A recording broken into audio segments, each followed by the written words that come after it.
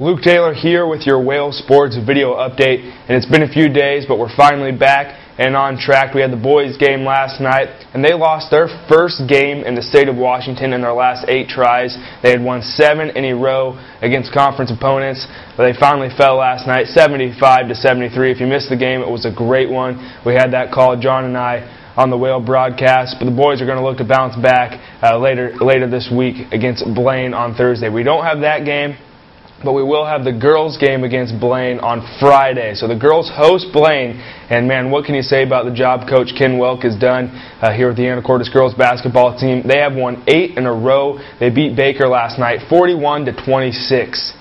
Yeah, get that. They held Baker to 14% shooting. Just unreal numbers coming out of that squad right now. And so, yeah, they've won 8 in a row. They're 5-0 in conference. They sit atop the conference standings. And I don't think a lot of people would have believed that if you told them at the beginning of the year. Maybe Coach Welk, maybe some of the players on that squad, but certainly no one else in the league thought that was really an attainable goal for them. Sit atop those conference standings. So congratulations to them for what they're doing. They get Blaine on Friday. John and I will have the call for that one. That's a pregame of 7 o'clock, so it's a 7:30 tip-off, but you want to catch the pregame. We'll get that interview with Coach Welk and some other little surprises there. So that's what's on tap for later in this week. We did take the early game, as I said, last night. Anacortes falls to Baker, so we'll have a little gap in the broadcast this week, but you can catch us on Friday. Other news around the area, the Seahawks. You got to mention it. Everything's going their way right now. No one thought, talk about things that no one expected. No one thought that they'd even be in the playoffs at 7-9. No one gave them a chance against the defending Super Bowl champion Saints. As opposed to when the Saints have the ball.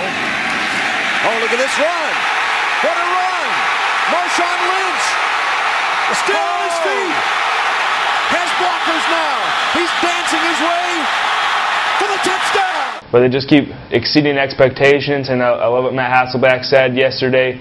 He goes, I don't know. He was asked to describe or explain what the Hawks are doing to get this far into the playoffs, and he says, I don't know. I really have no answer for you. We're just trying to do what we do. So just brutal honesty from Matt Hasselbeck, and I'm not even a Matt Hasselbeck fan, but you gotta be happy with the way he performed and their first round playoff win. 4 touchdowns, just the 1 interception off of a tip pass.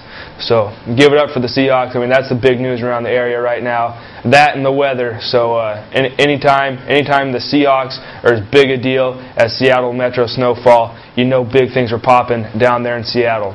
So that game's coming up on the weekend. We'll preview that and do all that good stuff throughout the week. But just wanted to keep you guys up to date. It's been a while since I made a video. So there you go. That's all I got for today. We'll catch you tomorrow. I'm Luke Taylor, and that's your Whale Sports video update.